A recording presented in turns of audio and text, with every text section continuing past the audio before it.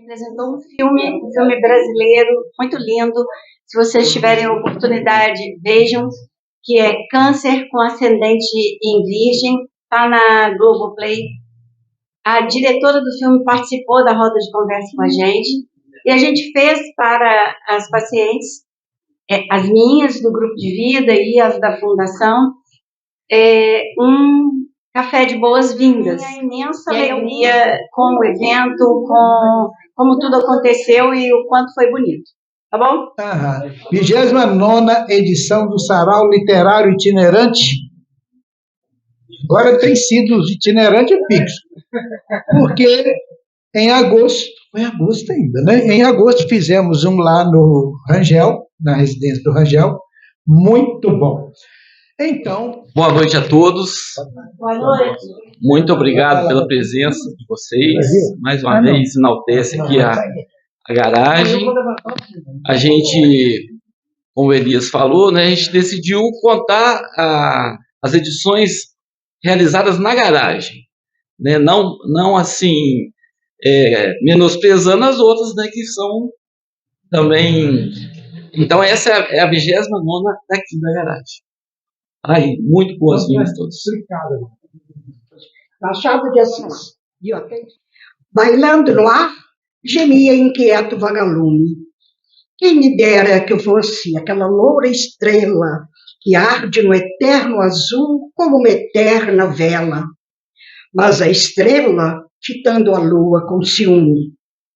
Pudesse eu copiar nume que da grega coluna a gótica janela contemplou suspirosa a fronte amada e bela. E a lua, olhando o sol com azedume. Mísera, tivesse eu aquela enorme, aquela claridade imortal que toda luz resume.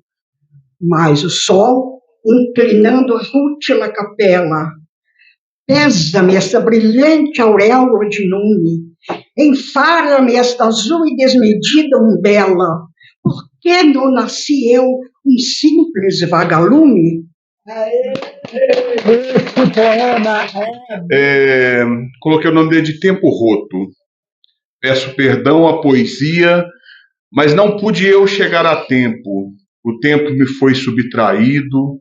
O curto caminho que nos separava se fez longo e trôpego. O retardo do tempo tropeçando nos minutos, a vida decaindo. O arraso medido em carbono 14, como um fóssil, aguardei ser escavado, erodido, roto, disforme, reconhecido só pelos íntimos. É isso. Uma coisa meio biológica. Essa semana eu me deparei também com um poema do Vinícius, que eu falei, eu tenho que levar esse. Chama Ausência.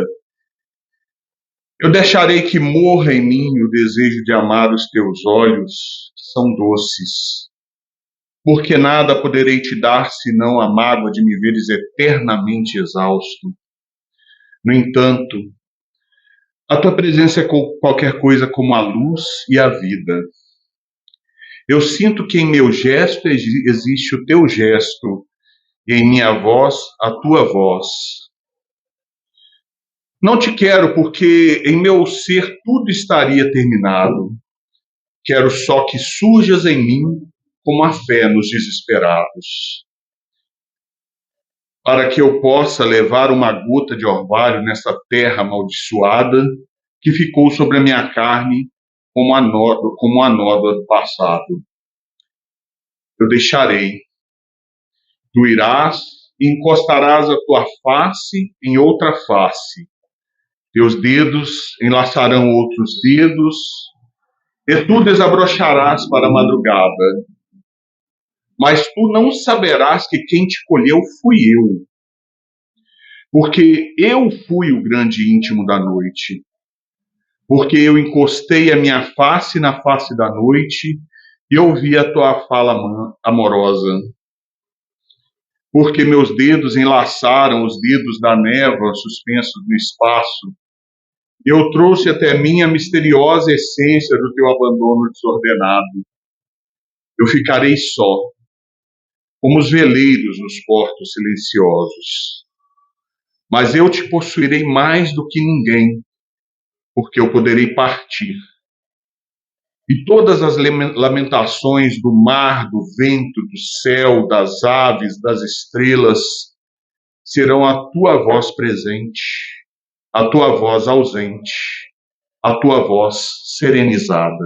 O volume dessa antologia chamada Terra, ela é tripartida, né, entre contos, crônicas e poemas selecionados num processo de seleção pelo selo Orflip. E eu tive a fortuna de não só ter uma poesia publicada nessa antologia, mas publicada como destaque, como as 20 poesias que foram selecionadas como destaque. E eu sempre me proponho a entregar aqui um volume para a Anli, então até deixei uma modestíssima dedicatória aqui também para a composição do acervo da Anli. Entrego nas mãos de Elias aqui. Valeu, olha que show. Mas eu vou sugerir, então, que declame a poesia aqui. Vamos. Agora? Mas olha como é que são as coisas, Jô. No meio da semana, acho que é uns 2 dias atrás, no nosso grupo lá do Sarau, eu tinha publicado uma quadra. Eu postei, na verdade, uma quadra chamada Isto. Muito simples. E eu achei interessante porque o primeiro coraçãozinho que apareceu ali foi da professora Lacir. E automaticamente, imediatamente, ela mandou uma quadrinha também, que me encheu de emoção, de inspiração. Eu até anotei a quadrinha dela, que fala de um tema que muito me interessa, que é a saudade. Então, o que eu programei, obviamente é algo relativamente extenso. A exiguidade do tempo, João, não me permitiu decorar tudo, mas eu vou mandar aqui naquilo que deu. Não sem antes mencionar aqui a quadrinha da professora, que ela disse, olha que coisa linda, singela e profunda. Ela disse, a saudade que mais maltrata é aquela que a gente sente por uma pessoa ingrata que não se lembra da gente. Aí eu fiz um compilado com a temática saudade, em homenagem, professora Lacir. A senhora, eu propus a declamar, né, esse compilado, né, que eu chamei aqui de Versos de Saudade, que diz o seguinte: eita velho sentimento que a tanta gente consome, que depois que aparece, dói, alivia, não some. Toda a humanidade sente, e a flor do laço somente deu-lhe a essência de um nome. Musa de tantos poemas, filha pura da verdade, quantos poetas cantaram com rara felicidade, e se eles tanto cantavam, é porque já estavam sabendo o que é saudade. A saudade que mais maltrata a gente, quando a gente se encontra em terra alheia, é ouvir o trovão para o nascente de uma tarde de março, às 4h30. A zoada do rio, a orla da corrente, fazer lindos castelos na areia, uma torre partindo o sol poente e uma serra para cada lua cheia. O vaqueiro aboiando sem maldade e o gado com saudade do gado e com saudade o gado urrando ao eco do vaqueiro, o cantar estridente da siriema e o cachimbo da velha borborema nas manhãs invernosas de janeiro. Uma saudade infestada no meu peito eu sempre tive. Eu não sei como é que a gente vive sem ter saudade de nada. Até mesmo um camarada, quando faz uma partida, nos deixa por despedida uma saudade plantada. Não ter saudade de nada é não ter nada na vida. Saudade, velha saudade, saia de perto de mim, porque a hora da vela eu sei que é muito ruim, pois só a vela quem vela, quem leva a vela no fim. Essa palavra saudade conheço desde criança. Saudade de amor ausente não é saudade, é lembrança. Saudade só é saudade quando se perde a esperança. Saudade é um parafuso que quando na rosca cai, só entra se for torcendo, porque batendo não vai. Depois que enferruja dentro, nem distorcendo ele sai. Saudade é uma agonia que dá dentro do peito, coceira no braço esquerdo, para quem não tem o direito, a volta de um funeral, a quarta de um carnaval, é coisa que não tem jeito. Eu já estou diminuindo de tanto sentir saudade. Saudade me dá insônia, de comer tira vontade. Sinto saudade até dela, quando não estou com saudade.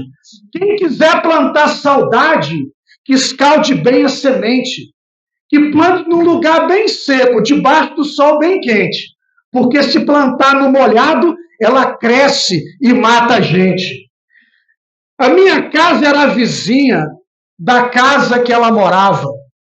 Da minha casa avistava tudo que na dela tinha. Ela também via a minha, do jeito que eu via a dela. Quando fendava a janela, mal disfarçava o ferrolho, brechava só por um olho, para ver se eu brechava ela. Um dia, estava chorando lá no banco da cidade, perguntou-me uma velhinha, como quem tem piedade, por que choras, criatura? Eu respondi, de saudade. Eu vou dizer para a senhora, com toda sinceridade, essas lágrimas que derramo aqui em plena cidade são as mágoas de um amor que perdi na mocidade. Desculpe eu lhe perguntar, ele já é falecido? Deus me livre, não, senhora. É forte, jovem e nutrido. Mas o que eu sofri por ele já dava para eu ter morrido. É saudade, me mande embora de quem perto estou. É saudade, me mande embora de quem perto estou.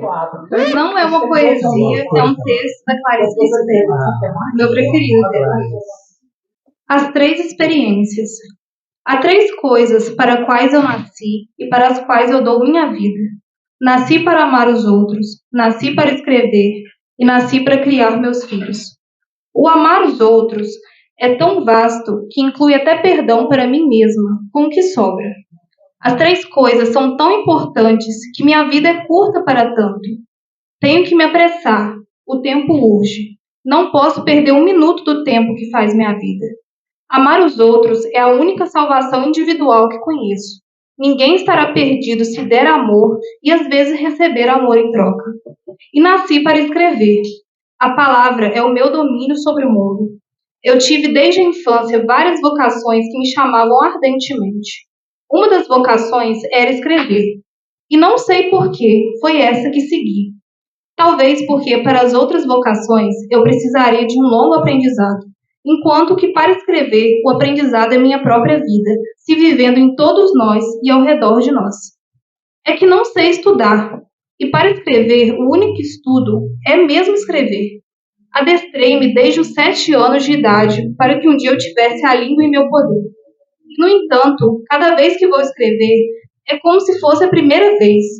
Cada livro meu é uma estreia penosa e feliz.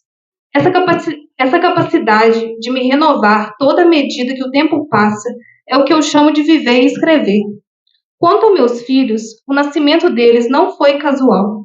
Eu quis ser mãe. Meus 2 filhos foram gerados voluntariamente. Os 2 meninos estão aqui, ao meu lado. Eu me orgulho deles, eu me renovo neles. Eu acompanho seus sofrimentos e angústias. Eu lhes dou o que é possível dar. Se eu não fosse mãe, seria sozinha no mundo. Mas tenho uma descendência e para eles no futuro eu preparo meu nome dia a dia. Sei que um dia abrirão as asas para o voo necessário e eu ficarei sozinha. É fatal, porque a gente não cria os filhos para a gente. Nós os criamos para eles mesmos. Quando eu ficar sozinha, estarei seguindo o destino de todas as mulheres. Sempre me restará amar. Escrever é uma coisa extremamente forte, mas que pode me trair e me abandonar. Posso um dia sentir que já escrevi o que é meu lote nesse mundo e que eu devo aprender também a parar. Em escrever eu não tenho nenhuma garantia. Ao passo que amar, eu posso até a hora de morrer. Amar não acaba. É como se o mundo estivesse à minha espera e eu vou ao encontro do que me espera. Espero em Deus não viver no passado, ter sempre o tempo presente e, mesmo ilusório, ter algo no futuro. O tempo corre, o tempo é curto. Preciso me apressar e, ao mesmo tempo, viver como se essa minha vida fosse eterna. E depois morrer vai ser o final de alguma coisa fulgurante. Morrer será um dos atos mais importantes da minha vida. Eu tenho medo de morrer. Não sei que nebulosas e via-lácteas me esperam. Quero morrer dando ênfase à vida e à morte.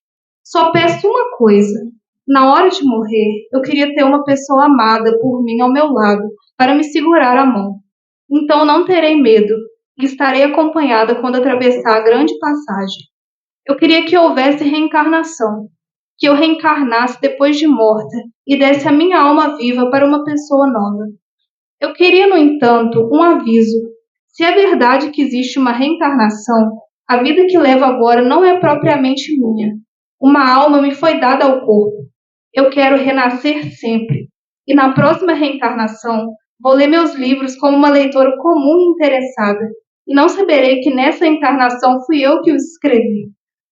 Está me faltando um aviso, um sinal. Virá como intuição? Virá ao abrir o livro?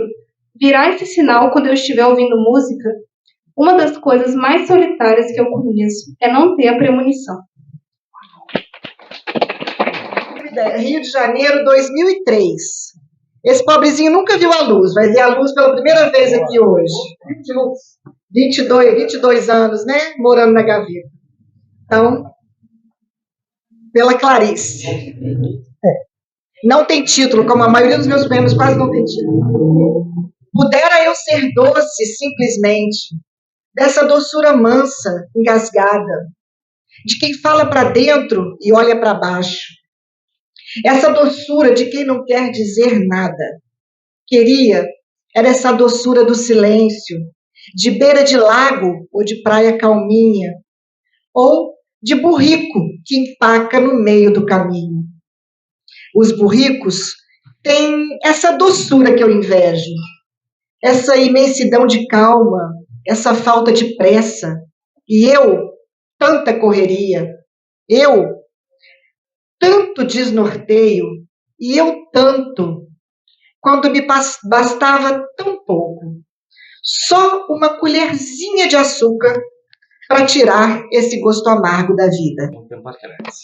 Só que ele deveria ser lido, falado, apresentado ao meio-dia, e não é o caso. Então peço que me perdoe, porque a temática é essa, meio-dia. Nos transportemos para Para o meio-dia. meio-dia, o meio do dia. A poesia faz essa mágica. Saudade do meio-dia. Saudade no meio-dia. Saudade no meio. No meio doía.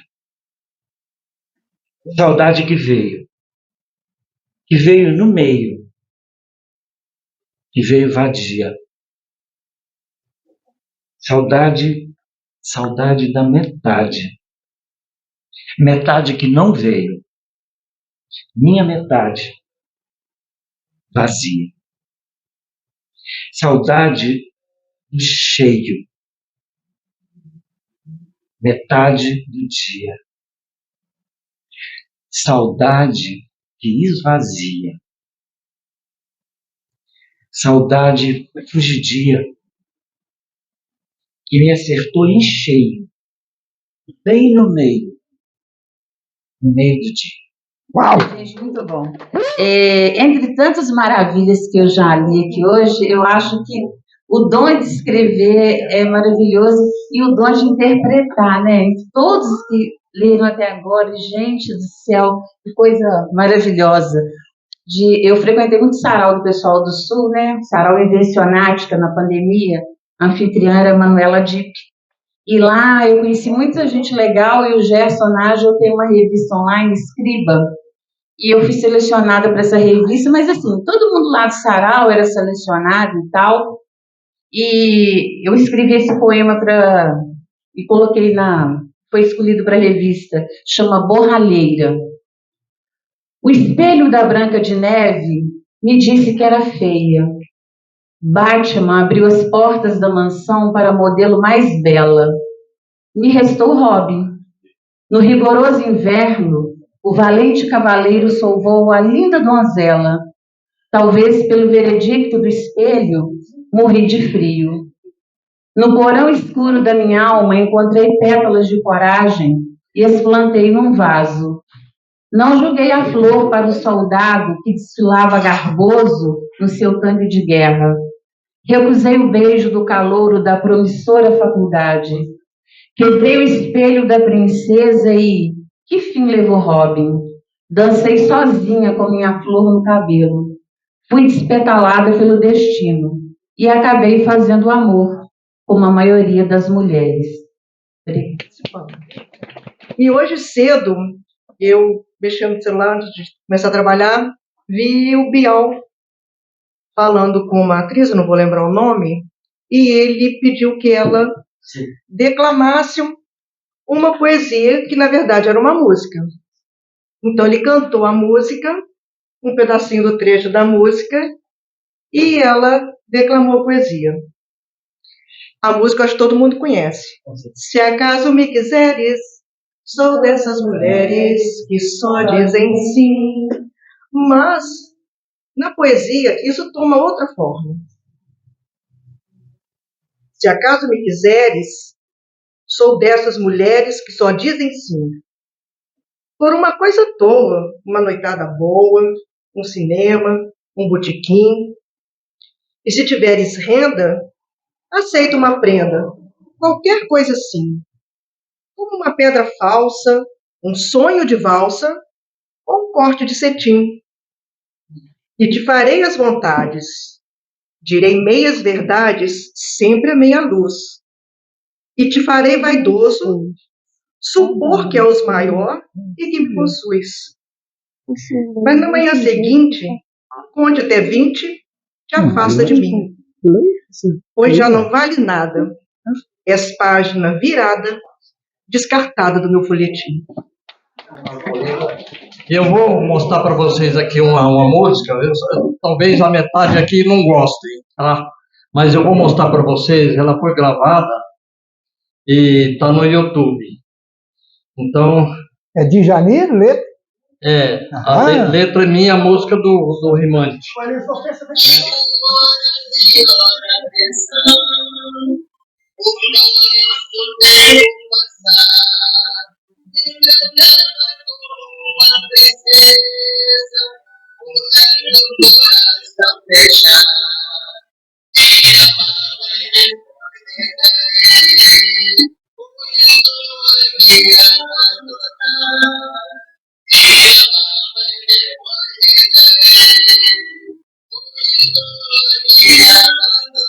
Boa noite, meu nome é Sérgio. Primeira vez vindo aqui nesse sarau, já tive outras vezes aqui, fiz curso de fotografia com o Renato, estive aqui nos shows da Faia. E, pra falar bem a verdade, acho que desde bem moleque eu nunca fui fã de poesia. Eu acho que foi um erro meu, porque eu só conhecia poesia pela escola e as poesias da escola nunca diziam muita coisa sobre pra mim. Até que um tempo eu conheci a música, porque eu também não era muito de ouvir, e acabei entrando no mundo do rock e iniciando várias músicas, e até que eu percebi que, ok, música também é poesia, então como é que eu posso me apaixonar tanto por essa música, como é que essa música pode falar tanto comigo e a poesia não? E eu falei, eu preciso voltar ali poesia, e acabei começando com uma droga, acho que foi muito pesada, que é Charles Bukowski, que é extremamente deprimente, li vários livros seguidos, e foi até um erro que me falaram, quando me falaram de Charles Bukowski, que fosse história mesmo, mas não era poesias, e entrei naquilo, John Fante, e eu comecei a me arriscar a escrever um pouco, porque eu tinha essa coisa comigo que a felicidade você tem que se viver, você tem que experienciar esse momento, mas a melancolia é algo que você tem que transcrever em palavras, é algo que o sentimento dela é algo que você passa para o mundo. E eu encontrei recentemente um poema meu de 8 anos atrás, que eu estava tentando escrever. Ele é bem ruim, mas eu acho que ele transmite bem esse sentimento de conflito com a poesia. Foi Poema que eu escrevi quando eu já estava cansado de não conseguir escrever bem. E eu acho que não é muito bom, mas escreve bem o sentimento. Foi mais ou menos esse período. O problema com meus poemas é que definitivamente eles não dizem nada. Até finalmente dizerem, mas já é tarde demais. O farol se apagou, a chama se findou e todos já estão cansados. Mortos, caminham lentamente para suas casas, rangendo os dentes, revivendo seus erros, prometendo ser melhores do que jamais serão. E eu continuo aqui, não dizendo nada, até ser tarde demais. E ela já está presa a outro amor, porque o amor é certamente uma prisão. Caraca! Se eu for assassinado, com a boca cheia de sangue gritarei o seu nome. Se encontrarem o meu corpo boiando no mar, no meu bolso haverá um bilhete com o seu nome. Na 7ª série, tinha 2 amigas com seu nome. Na rua, há mulheres que parecem ter o seu nome. Meu passado parece uma preparação para o seu nome. Às vezes até as nuvens quase formam o seu nome. Olhando as estrelas, é sempre possível desenhar o seu nome. O último verso do famoso poeta Drummond poderia muito bem ter sido o seu nome. Apolinaire escreveu poemas à lua porque na loucura da guerra não conseguia lembrar o seu nome. Não entendo porque o Chico Buarque não compôs uma música para o seu nome. Minha mãe me contou que se eu tivesse nascido menina, eu teria o seu nome. Se eu tivesse uma filha, ela teria o seu nome. Minha senha de e-mail já foi o seu nome. Minha senha do banco é uma variação do seu nome. Tem inveja do oficial de registro que datilografou pela primeira vez o seu nome. Se eu ficasse bêbado, falaria muito o seu nome. Quando estou sóbrio, me controlo para não falar demais o seu nome. É difícil um dia que eu não fale o seu nome. Uma vez, sonhei que tudo tinha seu nome. Coelho tinha seu nome, xícara tinha seu nome, teleférico tinha seu nome. Índice onomástico da minha biografia haverá milhares de ocorrências do seu nome. Na foto de Alberto Corda, para onde olha o Tchê, se não para o infinito do seu nome? Detesto o trabalho quando ele me impede de me concentrar no seu nome. Cabala é uma palavra linda, mas não chega aos pés do seu nome. Quando você demora a responder, o vazio diz o seu nome. Mesmo seu silêncio ainda soa como seu nome. O futuro será menos assustador se nele couber o seu nome. Sem que eu perceba, meu coração bate no ritmo do seu nome. Em paredes, guardanapos, silêncio, já escrevi seu nome. Se um dia me falarem palavras, ainda que reste o seu nome. Mesmo que não combine, tudo rima com seu nome. No cabo da minha bengala gravarei o seu nome. Não posso ser niilista enquanto existir o seu nome, não posso ser anarquista se isso implicar a degradação do seu nome, não posso ser comunista se tiver que compartilhar o seu nome, não posso ser fascista se não quero impor a outros o seu nome, não posso ser capitalista se não desejo nada além do seu nome. Se um dia eu fugir, levarei apenas o seu nome. Quando saí de casa, meus pais não sabiam ainda, mas eu fui atrás do seu nome. Espero nunca deixar de te amar para não ter que esquecer o seu nome. Espero que você nunca me deixe para que eu não seja obrigado a esquecer o seu nome. Espero nunca te odiar para não ter que odiar o seu nome. Espero que você nunca me odeie para eu não ficar arrasado ao ouvir o seu nome. A literatura não me interessa tanto quanto o seu nome. Quando a poesia é boa, é como o seu nome. Quando a poesia é ruim, tem algo do seu nome. Estou cansado da vida, mas isso não tem nada a ver com o seu nome. Estou escrevendo o 55º verso sobre o seu nome. Talvez eu não seja um poeta à altura do seu nome. Se eu tiver outra vida, espero me lembrar do seu nome. Se um dia tudo acabar, que reste ao menos o seu nome. Por via das dúvidas, vou acabar o poema sem dizer explicitamente o seu nome. E eu achei um poema do Eduardo Galeano, que eu gosto muito. Ele tá em espanhol, mas eu vou ler em português, né? Mas então, perdoem alguma engasgada aqui. Dos nossos medos nascem nossas coragens, e em nossas dúvidas vivem nossas certezas. Os sonhos anunciam outra realidade possível, e os delírios outra razão. Nos extravios nos esperam achados, porque é preciso perder-se para voltar a encontrar-se. Um avisinho, quem está lá fora, o microfone também está à disposição, tá, gente? Fiquem à vontade. Eu sou daquele tempo que a gente via São Jorge na lua. Você também. Bom, era quando nós via São Jorge na lua. Hoje está tudo de mudado, né, comparatão? Muito mais que mudado. Cruz credo, compajão. Antes nós via São Jorge na lua, tempo mesmo bom. Lembrança boa, homem. São Jorge guerreiro, toda criança via também. Era só olhar do terreiro.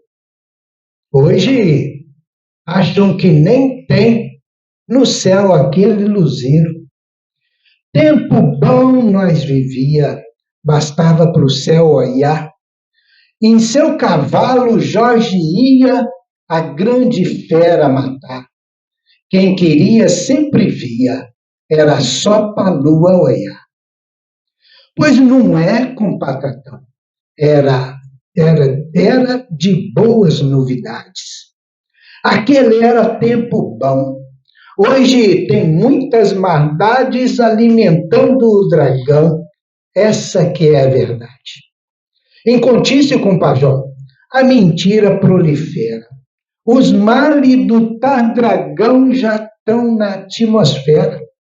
Não vemos mais a lua e o amor virou quimera. O trem está tão de mudado, resta só esperança.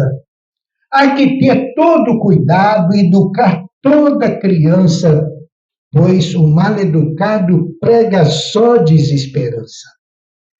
Solução virá só quando um e outro sair da sua. Um vê o sol se pondo, mas não vê nascendo lua. Tempo bom era quando nós via São Jorge na lua. Parece que o mote hoje é a saudade, né? Eu não escrevi nada sobre saudade, mas eu queria falar um pouco de como esse sentimento nasceu em mim. Eu morava aqui na Rua Itagiba, nasci, fui criado na Rua Itagiba, e meus avós, pais da minha mãe, moravam na Ilha do Governador, no Rio. E nós íamos, assim, esporadicamente. Depois eu comecei a ficar mais grandinho, eu passava férias na Ilha do Governador. Às vezes eu fico pensando, assim, que eu já tomei banho nas praias da Ilha do Governador, na época que a gente ainda podia. E há pouco tempo eu vi que a Praia do Flamengo e a Praia de Botafogo estão 100% recuperadas, né? Aí me deu uma esperança, assim, de um dia tomar um banho na Praia do Madeiró de novo, no Jardim Guanabara, Praia da Rosa, né? Que era quando eu era criança. Mas a saudade, ela se revelou em mim com o medo da perda. Na verdade, assim, quando a gente vinha embora na estrada do Dendê, onde meus avós moravam, tinha uma curva e eu ficava na proinha ali do Fusca do meu pai, atrás, acenando, né, para os meus avós. Então, quando o carro fazia a curva, que meus avós sumiam, aí vinha um sentimento assim de que aquela poderia ser o último aceno, né? assim, meus avós já estavam não tão velhinhos, né? Meu avô acabou, minha avó morreu com 100 anos, meu avô com 85. Mas aquele sentimento, né, de que eu pudesse, quando eu voltar, não encontrá-los mais. E isso foi criando, assim, essa insegurança, né, de revê-los, que nasceu a saudade, assim, e eu sou uma pessoa que eu choro em aeroporto, rodoviária, despedida, se não é comigo, e cemitério. E choro muito em cinema. Tanto que no filme O Carteiro e o Poeta, eu estava esperando que o Neruda, não, que o poeta ia receber a notícia da morte do Neruda. Vou dar um spoiler aqui para quem não vê o filme. Na verdade, o Neruda chega lá para visitar o carteiro e ele tinha falecido. Essa expectativa minha que não se cumpriu me fez chorar de incomodar as pessoas de soluçar no cinema. Então eu sou esse tipo de saudoso, entendeu? Eu vou ler um poema aqui do Rubem Alves, que eu sei que a Goza gosta muito, e eu também. Não havíamos marcado hora, não havíamos marcado lugar. E, na infinita possibilidade de lugares, na infinita possibilidade de tempos, nossos tempos e nossos lugares coincidiram. E deu-se o encontro. Rubem Alves. Eu vou falar um aqui do natalino, que eu costumo às vezes pegar algumas coisas que alguém escreve e escrevo uma coisa rapidinho em cima.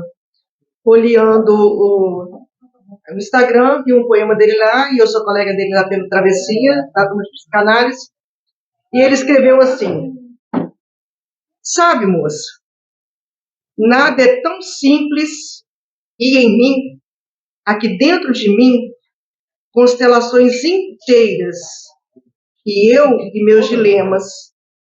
A existência é um desafio, e às vezes, algumas, só queriam um carinho para fugir do frio. E eu respondi: sei não, moço. Para mim, o nada é tão simples. Nada tenho, nada sou, nada espero. E nessa desesperança, até o fugir é simples, pois nem frio sinto mais. A moçada não deve conhecer, porque essa letra vai conhecer. Eu não vou cantar ainda. É porque essa vai ter. Obrigado. Depois eu posso cantar.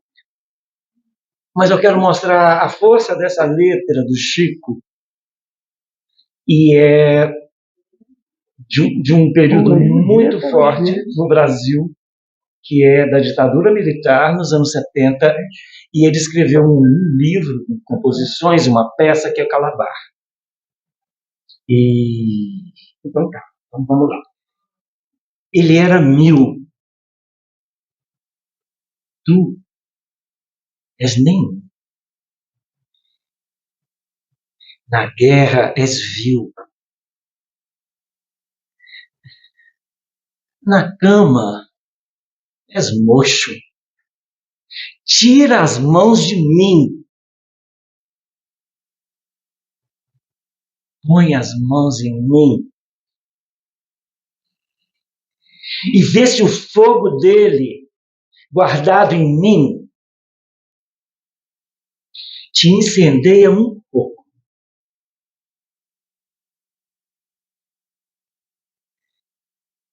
Éramos nós, estreitos nós. Enquanto tu és laço frouxo. Tira as mãos de mim. Põe as mãos em mim. E vê se a febre dele, guardada em mim, te contagia um pouco. Uau! Esse é o primeiro texto que eu escrevi, depois que eu comprei outro caderno, que eu voltei a escrever, e esse é o primeiro. Olha que bonitinho, isso é uma raridade hoje em dia. Mostra ali, vamos experimentar. Coisa linda, olha, filho. Sinto o início de coisas que não consigo nomear. Em um instante, tenho tudo em minhas mãos e nem sei o que estou segurando. Hoje me sinto em uma travessia que caminho com os pés grudados no chão. Sou arrastada para um destino que tento tanto escapar. O mesmo local sem nome que já procurei alcançar um dia. É triste o fim das coisas. Ainda mais triste a antecipação de todos os fins. Vivo num constante futuro antecipado e o presente me falta. Há alguns dias venho pensando que talvez haja algo meu nesse mundo. Não sei se esse algo é alguém, um lugar, ou até mesmo eu. Eu preciso pertencer a mim, me segurar na minha própria alma e nunca soltar. É difícil acreditar que possuo ou posso possuir algo além do que já me pertence, e nada parece me pertencer. Não me conformo com a finitude de sentimentos que sempre parecem eternos. Anotações antigas são parte de alguma coisa minha que criei e enterrei com o tempo. Nada, nada dura para sempre. Estou repetindo isso porque esse fato é o preso em minha garganta. É o que me mantém acordada e atenta ao fim de qualquer coisa. Algum dia espero aceitar o que nunca tive. Enquanto isso, prefiro evitar posses. Tenho tanto amor sufocado que às vezes sinto que vou explodir. Reservo esse amor para quem e por quê? Sinceramente, esse amor apenas é levado para algum lugar onde se transforma nessa sensação que escrevo há anos tentando traduzir. Preciso escrever porque existe algo em mim impossível de nomear. Estou vendo hoje, Elias, que esse nosso encontro, não que os anteriores tivessem sido assim, menores e tal, mas o nível, sabe, das declamações, das poesias, do sentimento. Eu já fiquei aqui pelo menos umas 3 vezes aqui, sabe, com os olhos rasos d'água. Eu já enxuguei aqui, ó. Isso é incrível. Ainda bem que está sendo registrado que a gente pode, né, futuramente, como eu quero, uma intenção minha, a gente fazer um compilado poético aqui. E eu queria aqui fazer umas confidências, né, antes de mostrar o que eu tenho para mostrar, e declarar, assim, Elias, uma grande admiração que eu tenho pela poesia da diva. Eu tenho uma admiração especial por ela, pelo trabalho dela, pelas coisas que ela declama e pela iniciativa que ela tem de estar difundindo a poesia. Pessoas como a Diva, pessoas como a Jo, pessoas como você e vários outros, acadêmicos e não acadêmicos, mas que difundem a literatura, poesia popular, sim, são merecedores e destinatários de todo o meu respeito e consideração. E isso é uma maravilha. Hoje, Fernando, a gente está, assim, coroando uma série de encontros e o nível, assim, tá excepcional. Diva, você comentou. Intitulado Bar do It. O ano devia ser 81 ou 82. Na verdade, não me recordo exatamente quando foi que conheci aquele lugar que jamais me fugiu à memória, o Bar do It. Papai era frequentador assíduo desse interessante estabelecimento e, de vez em quando, lá me levava. Às vezes, Elias, voluntariamente, quando queria a minha companhia. Às vezes, compulsoriamente, quando recebia da minha mãe a incumbência de levar-me à rua, oportunizando-a, com a nossa ausência, momentos mais tranquilos para as prendas domésticas e a lida com o caçula ainda bebê. Era um bar, simplesmente. Nada mais que isso. Modesto, de arquitetura antiga, localizava-se na rua Doutor Afonso Canedo, e divisava, de um lado, com o pequeno posto de gasolina do Sr. Mauri, do outro, com a esquina da rua que dava acesso ao cemitério. Tinha o pé direito alto, comum às construções mais antigas, com pelo menos 3 portas duplas na fachada e uma outra, com idêntica característica na lateral ligada à rua do cemitério. Da porta do bar, eu, criança, via muito. Via a praça da prefeitura com pipoqueiro após as missas matutinas de domingo. A fonte da Matriz São Paulo com sua cascata funcionando. E de frente, do outro lado da rua, sombreado pelas enormes paredes do salão paroquial, o Opala amarelo de teto de vinil preto pertencente a papai, que o chamava carinhosamente, Elias, de Pintacilgo, em alusão ao pássaro que lhe emprestara o nome. São imagens, eu sei, mas são imagens que eu não esqueço. Nome, eu não sei se o bar tinha. Eu chamava de Bar do Ide por influência do meu pai. Mas era assim mesmo que todos o denominavam. Era um bar democrático, frequentado por pessoas das mais variadas castas. Médicos, advogados, políticos, parlapatões, autoridades e, como sói acontecer nesse métier, vagabundos. Se dissesse que era um bar familiar, certamente estaria mentindo. Os bares, por sua natureza, nunca são familiares, mas era um lugar com pessoas e tradições extremamente respeitosas, que lhe davam um ar particular.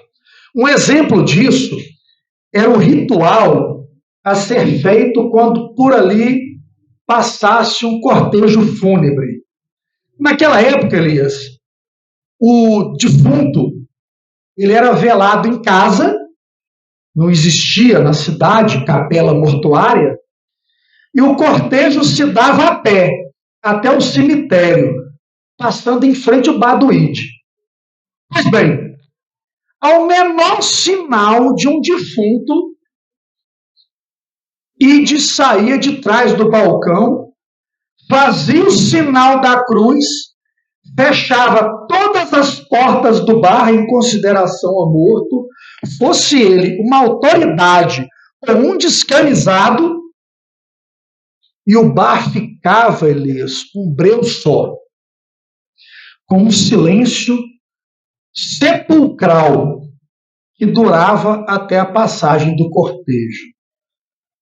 Outro exemplo de que no bar o profano e o sagrado viviam em perfeita harmonia se dava quando o seu bem, um negro, que era uma espécie de faz-tudo da Matriz São Paulo, lá comparecia, entre aspas, religiosamente, para tomar sua pinga após a feitura de mais um lote de hóstias no salão paroquial.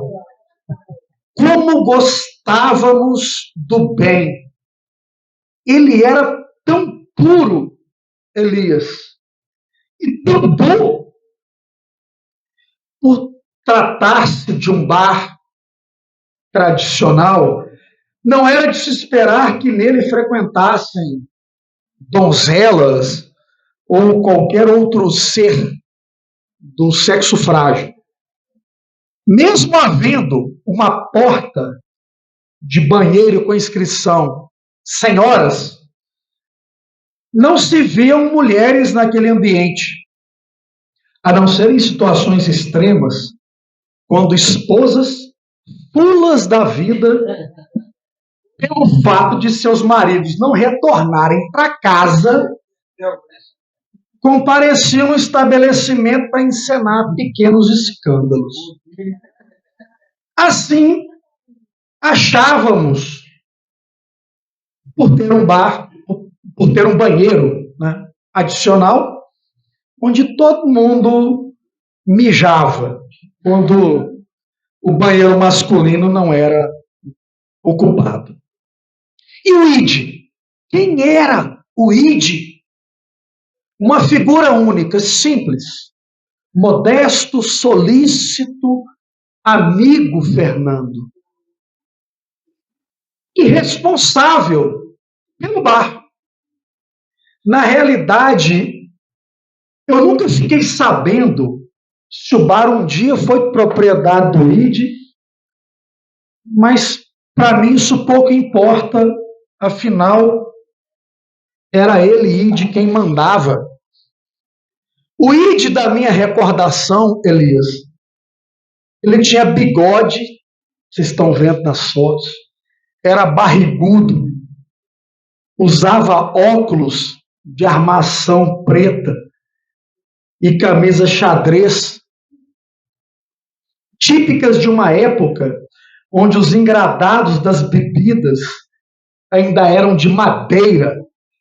O ID da minha época estava sempre na posse de um paninho com o qual limpava os veios de águas do balcão, produzidos pelo suor dos copos e garrafas de Brahma, estupidamente gelada.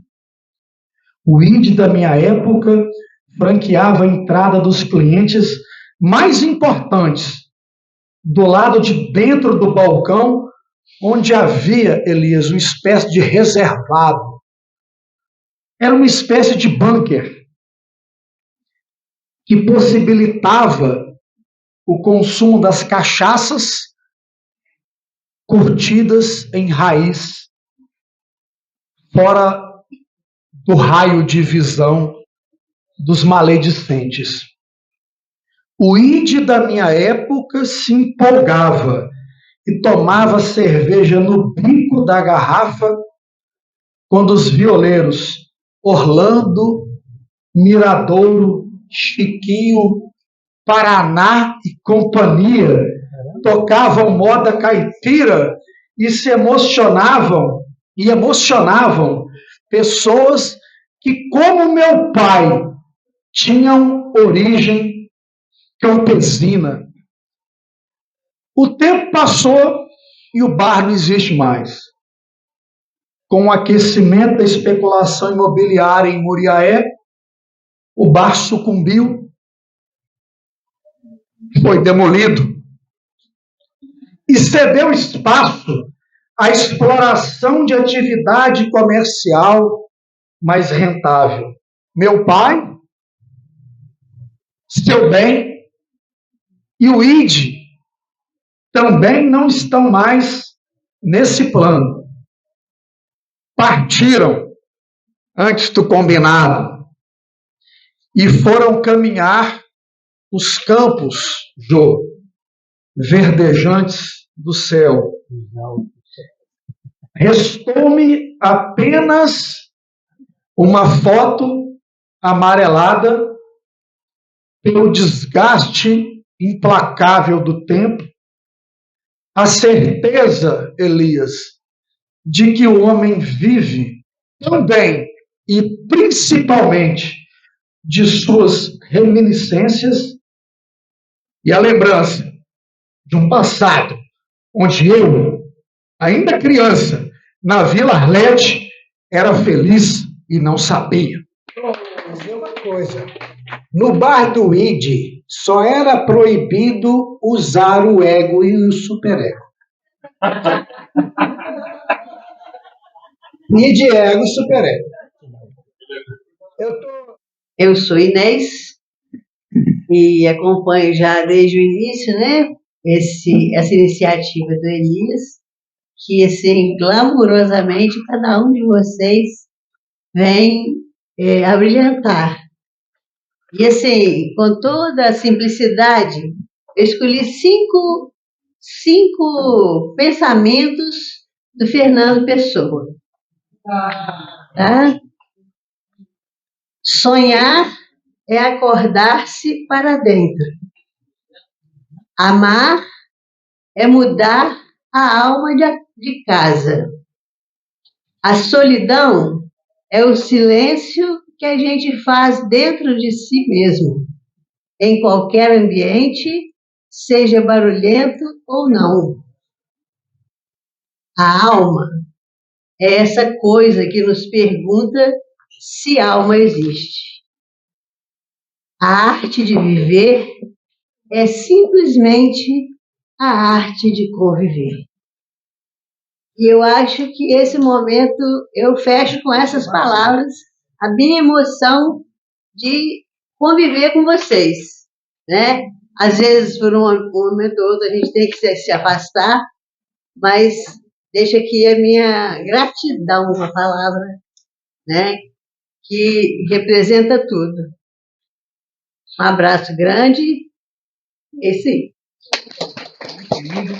E tem um poema que é muito especial para mim, é um soneto do Vinícius também. Eu nem iria mais falar nenhum, mas na hora que você falou, eu falei, não, eu tenho que declamar esse eu consigo declamar, também porque depois o Toquinho musicou ele, e é o soneto de Corifeu, né, que depois ficou conhecido como São Demais os Perigos dessa Vida. Então, Vinícius escreveu que são demais os perigos dessa vida para quem tem paixão, principalmente quando uma lua chega de repente e se deixa no céu como escondida. E se ao luar que atua desvairado vem se unir uma música qualquer, aí então é preciso ter cuidado, porque deve andar perto uma mulher. Deve andar perto uma mulher que é cheia de música, luar e sentimento, e que a vida não quer de tão perfeita. Uma mulher que é como a própria lua, tão linda que só espalha sofrimento, tão cheia de pudor que vive nua. São demais os perigos dessa vida, pra quem tem paixão. E por aí vai, é muito bonito.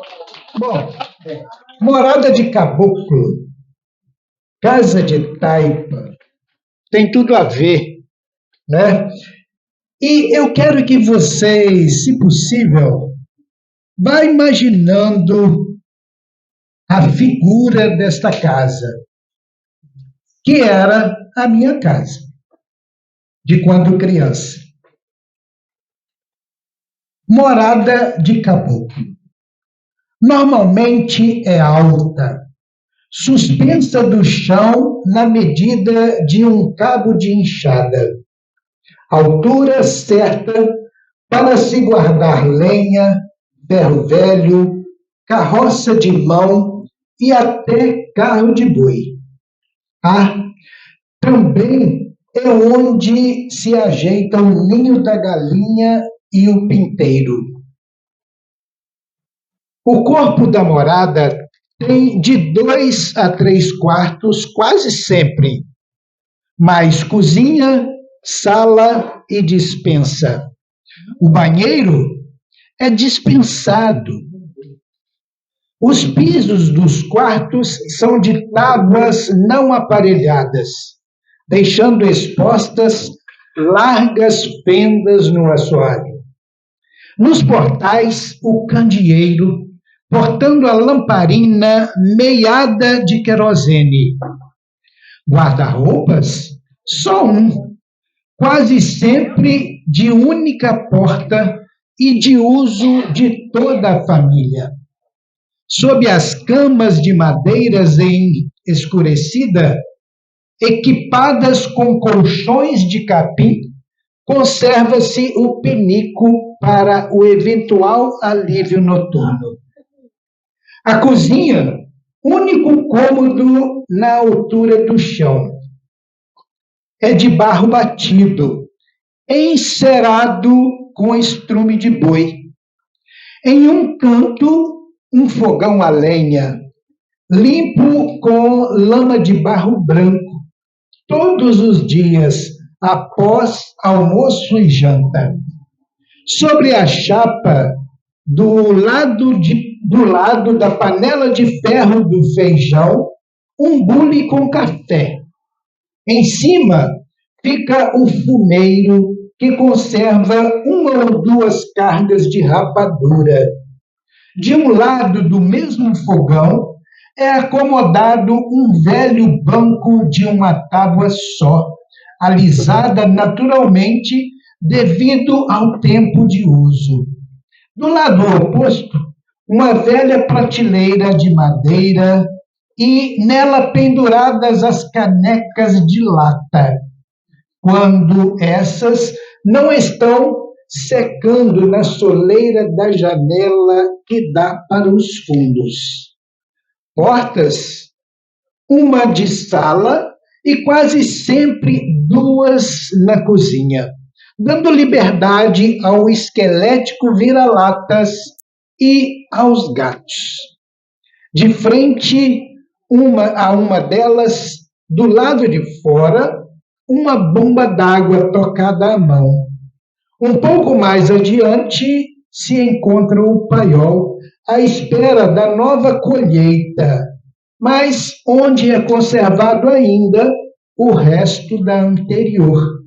Isso sem contar as baratas e os ratos, que a cada dia alimentam os gatos, que alegram a meninada com suas manobras no momento da dança de captura. Embaixo do velho paiol, o chiqueiro, facilitando o trato dos leitões, da porquinha e do capadinho, com os restolhos de milho que são jogados pelas aberturas do assoalho.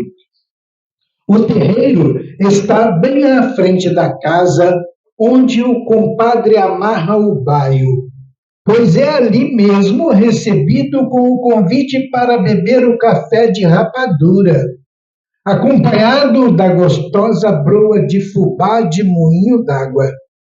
É também onde os moleques travam suas peladas com a mamucha de laranja ao entardecer. E o alpendre, claro, este fica na parte frontal da casa. Afinal, é ele o palco da casa. Ali é onde se bebe o café com o convidado, se contam os causos, se toca a sanfona e ainda se vende a sobra do que se colhe.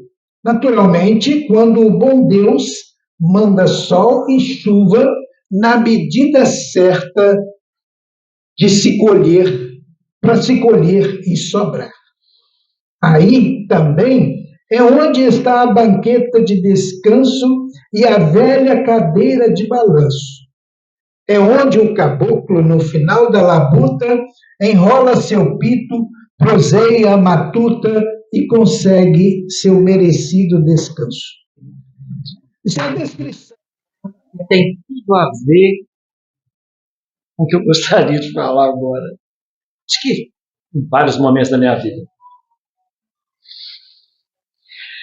Eu quero a sorte de um amor tranquilo, com sabor de fruta mordida. Nós na batida, no embalo da rede, matando a sede na saliva. Ser teu pão, ser tua comida, todo amor que houver nessa vida, e algum trocado pra dar garantia.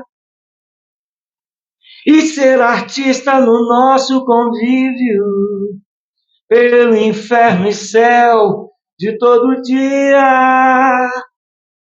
Pra poesia que a gente não vive, transformar o tédio em melodia. Ser teu pão, ser tua comida, todo amor que houver nessa vida e algum veneno antimonotonia. E se eu achar tua fonte escondida, te alcance em cheio o mel e a ferida, e o corpo inteiro feito um furacão, boca, nuca, mão, e a tua mente não. Ser teu pão, ser tua comida, todo amor que houver nessa vida, e algum remédio que me dê alegria. O romper de mais um dia. No final de uma noite fria, de um inverno impiedoso, a tempestade transborda o rio da vida. O pulsar ofuscante do passaro estreito do coração. O despertar de mais um dia vivido. A angústia da solidão. O desprezo pela falta do saber. A incompreensão vista pelo egoísmo. O difícil do caminhar. As histórias repetidas. Os passos pesados e curtos. Os menores atribuição. Os prestígios vulneráveis. A certeza do prestígio. O conceito de realizações. A certeza do dever cumprido. O reconhecimento de tudo que foi feito. A tristeza nas derrotas. Os caminhos sem segmentos. Incumbência por realizações. O transbordar com as vitórias. A indiferença tempestuosa. O terminar de uma corrida. A planície do infinito. O difícil de ser um vitorioso. As feridas abertas com palavras. Os momentos compartilhados. A tentativa em te mudar, só para satisfazer o seu ego. O duro em saber que tudo que foi feito não foi reconhecido. Só vai ser herói depois da partida, de ter certeza que não vai romper mais um dia. Obrigado. Na verdade, mas surgiu na minha mente isso aqui, estava até com a senhora, ela foi a minha musa inspiradora, vou colocar assim. É o IP Amarelo da Praça. Já passou, já desfloriu, mas ele fez sucesso há uns meses atrás. Todo ano, Todo ano. O IP Amarelo da Praça. Somos como o IP Amarelo da Praça.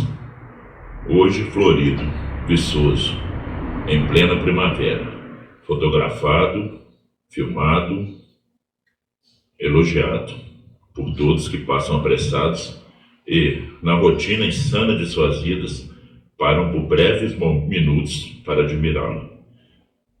Passam-se os dias, continua majestoso, balançando ao vento amigo. As fotografias se apagam, os olhares tornam-se fugazes. Um ou outro transeunte, vez ou outra, ainda se encanta com sua presença, mas o vento amigo, aos poucos, mina suas temas folhagens. Dia após dia, elas caem ao piso frio, ainda no amarelo vivo, e ele permanece lá, o pretensioso senhor da praça. Suas pétalas, no amarelo van Goghiano, repousam inertes no chão, pisadas, chutadas, varridas, agora sem serventia alguma, apodrecem no ciclo irreversível, tão natural quanto o tempo. Mas no outro ano voltará a florir lindamente, seguindo sua saga de encantar, de alegrar os que pisarão novamente. Quando tudo se acabar, e acabar eternamente.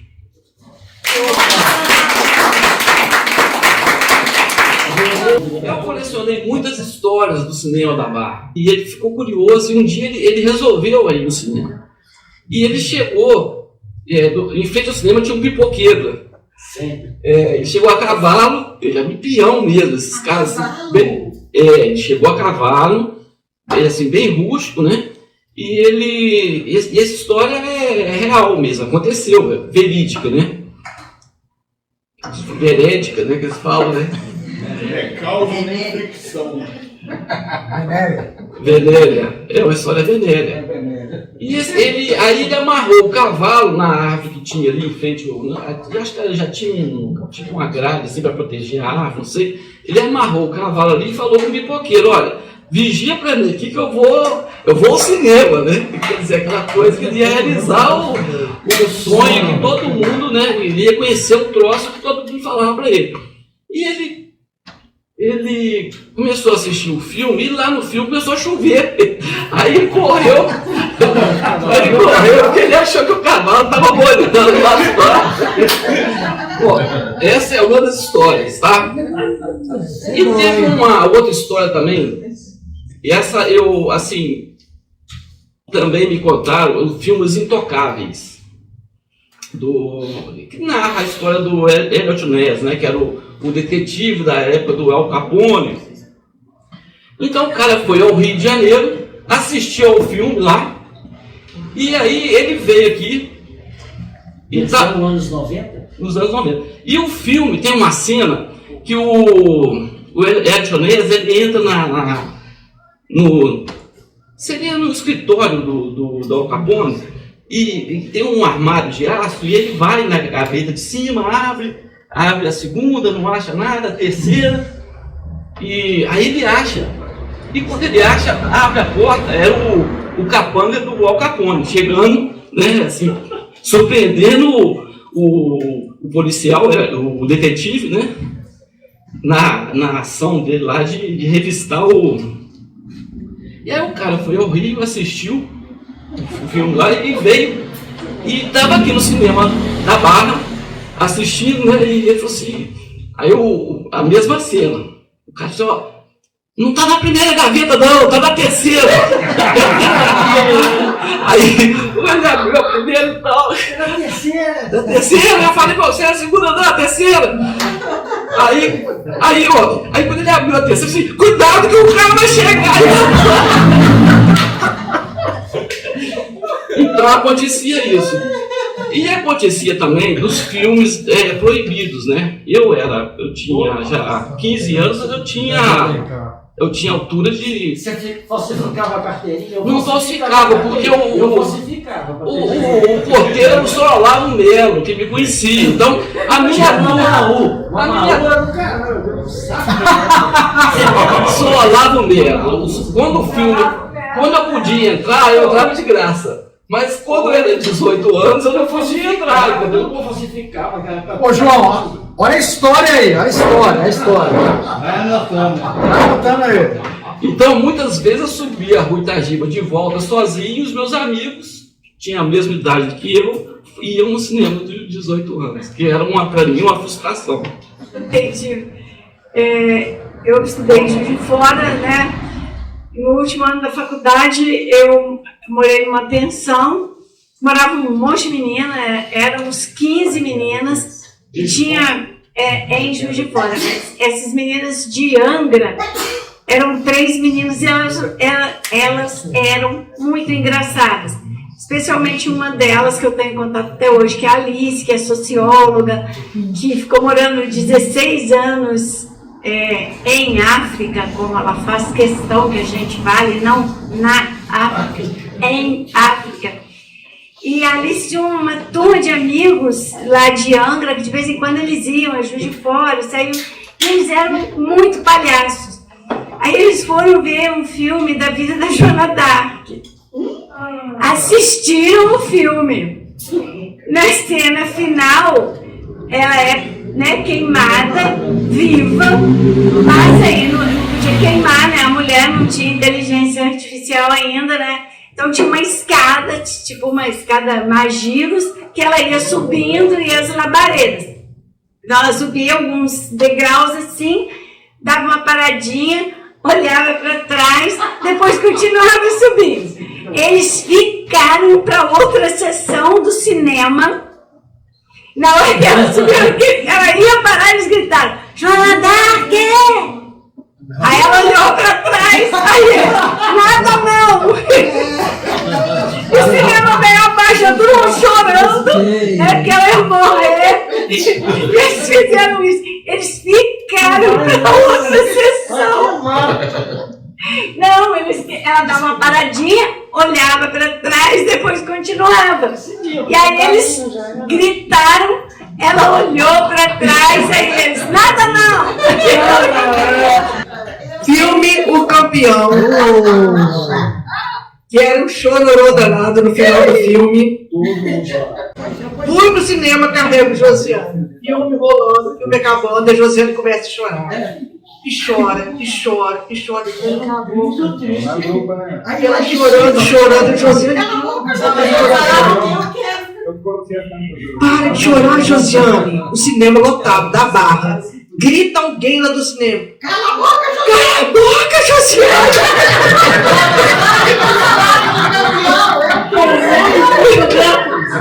Alguém, era vizinha, era Ana Maria, vizinha nossa, de prédio, Ana Maria de Gelo, reconheceu o choro da Josiane. Não, mas é porque na cena, você não contou, porque na cena o menininho, o pai do morre. E aí eu começava: eu quero campeão! Eu quero campeão! Eu sou uma mulher espantada. O amor me molha toda. Me deixa com dor nas costas. Ele diz: no fundo gostas. No fundo ele tem razão. O amor tinha de ser mais uma contradição. Tinha de ser verdadeiro, confuso e biscateiro. Como em toda situação. Tinha de ter remorso e um querer e não posso. E toda essa aflição. Tinha de me dar pancada e eu cantar, não dói nem nada, com um radinho na mão. Tinha de fazer ameaça, que é para poder ter mais graça, como toda relação. Tinha de ser dolorido, rasgar um pouco meu vestido, depois me pedir perdão. E como todo melodrama, terminar na minha cama, até por falta de opção. Bruna Lombardi. Parece que é um poema de Oswald de Andrade, que o Wisnik, Zé Miguel Wisnik, que é um professor de literatura e ao mesmo tempo compositor, músico, tá ruim? Vocês acham que tá ruim? Eu queria que vocês pensassem na imagem plástica disso, na visualização disso. Se chama Flores Horizontais.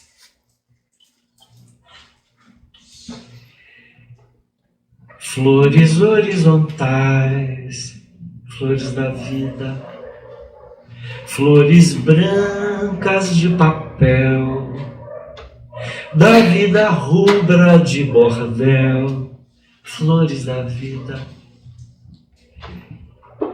afogadas nas janelas do luar, carbonizadas de remédios, tapas, pontapés, escuras flores puras, putas, suicidas, sentimentais, flores horizontais, que rezais. Flores horizontais, flores da vida, flores brancas de papel, da vida rubra de bordel, flores da vida, afogadas nas janelas do luar, carbonizadas de remédios, tapas, pontapés, escuras flores puras, putas, suicidas, sentimentais, flores horizontais, que rezais. Com Deus me deito, com Deus me levanto, com Deus me deito, com Deus me levanto.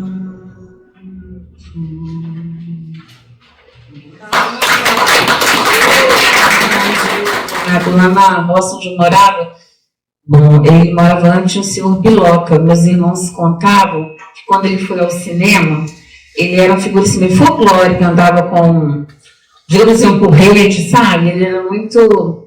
Comentava muitas histórias dele, uma pessoa muito simples e tal. Ele foi ao cinema. A primeira vez que ele foi ao cinema, aí veio na tela um elefante. E o que ele fez? Ele gritou: foge, gente, que esse trem vai pisar em nós tudo. Ninguém mais assistiu o filme, contava meu pai. Todo mundo começou a rir e ninguém conseguiu assistir o filme mais. É engraçado, né? Eu queria ler esse poema, O Mundo, né, infelizmente, está em guerra, e esse poema da Wisława Szymborska, a polaca que ganhou também o Nobel de Literatura. Morreu em 2016. Esse livro dela chama Um Amor Feliz. Chama Fotografia de 11 de setembro. Saltaram dos andares em chamas. 1, 2, alguns mais, acima, abaixo. A fotografia os susteve em vida e agora os mantém sobre a terra, em direção à terra. Cada um ainda é um todo, com o rosto próprio e o sangue bem escondido. Há bastante tempo para os cabelos se soltarem e dos bolsos caírem chaves, dinheiro trocado. Ainda estão ao alcance do ar, nos limites dos lugares que acabaram de se abrir.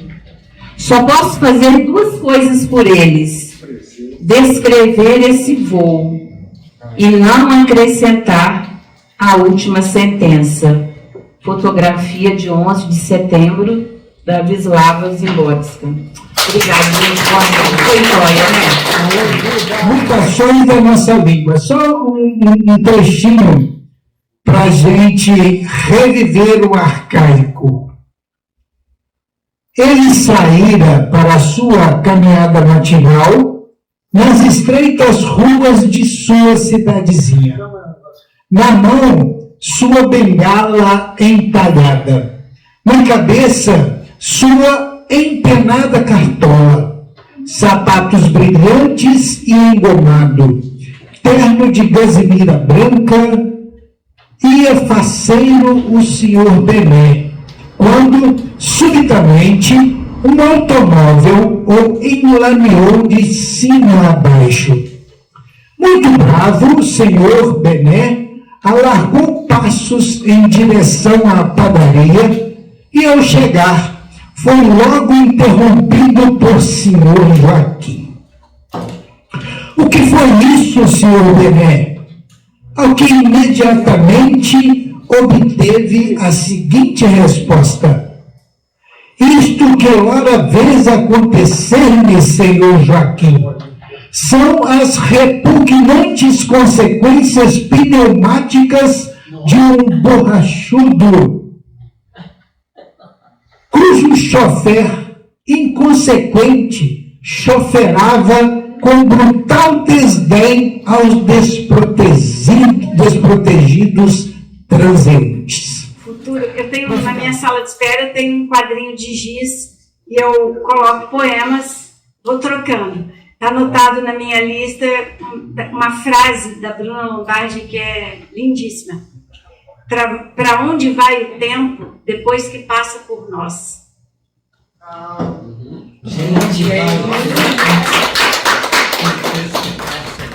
Flores rubras de Deus. Pétalas entre tapas, pétalas suicidas, sentimentais. Há lágrimas escondidas no quarto branco com folhas de papéis.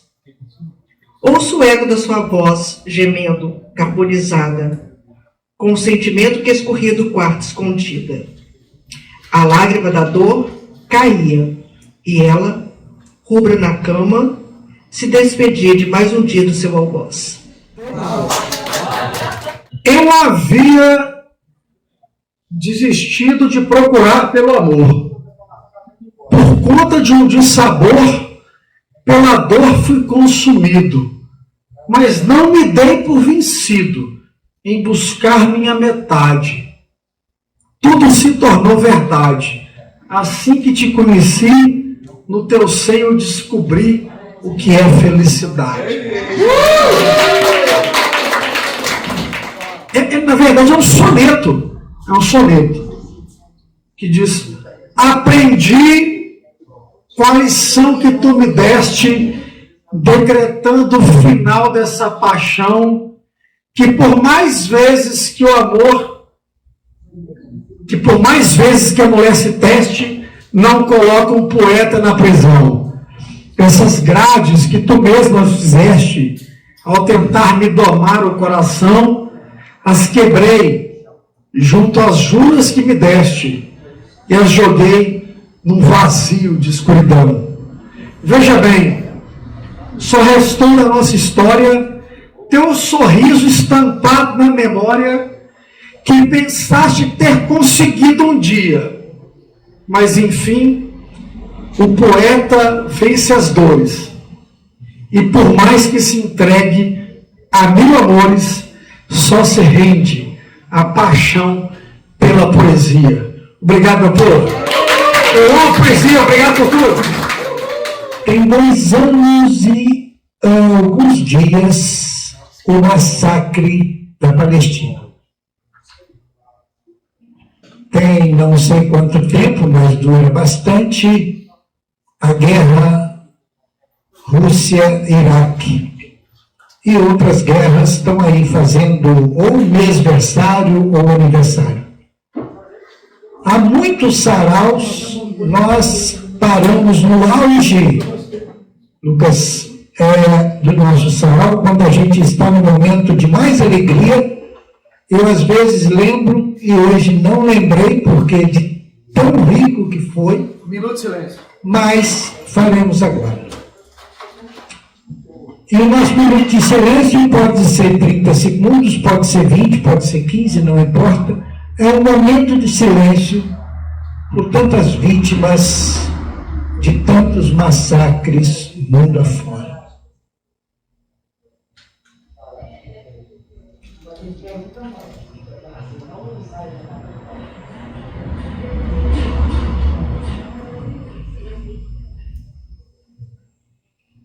Bom seria se pudéssemos ter só momentos de alegrias, de enriquecimento cultural, literário, como este sarau está nos proporcionando e outros nos proporcionaram, e os que vierem vão nos proporcionar. Portanto, estou fazendo aqui o convite para o próximo sarau, no mês que vem, se Deus quiser, passando. Gente, vamos encerrar aqui, porque a noite já vai entrando para a madrugada quase, né?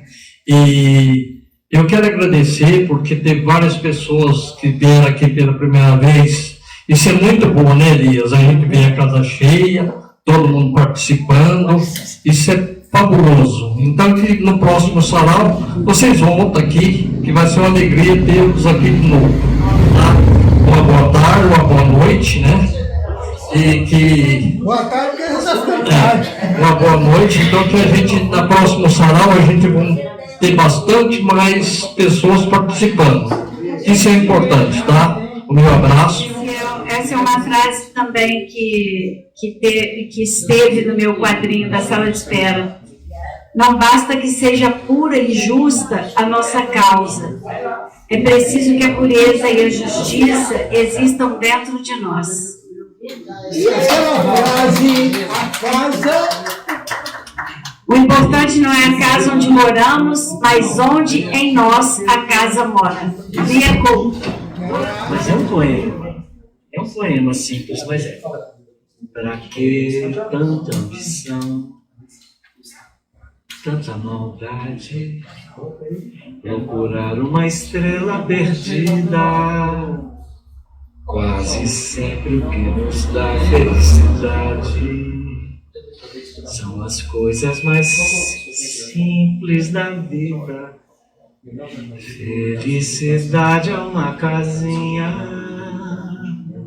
simplesinha, com gerânios em flor na janela, uma rede de malha branquinha e nós dois a sonhar dentro dela. Ai, ai, ai, isso é tão pouco, minha nega. Ai, ai, ai, ai, mas pra mim chega.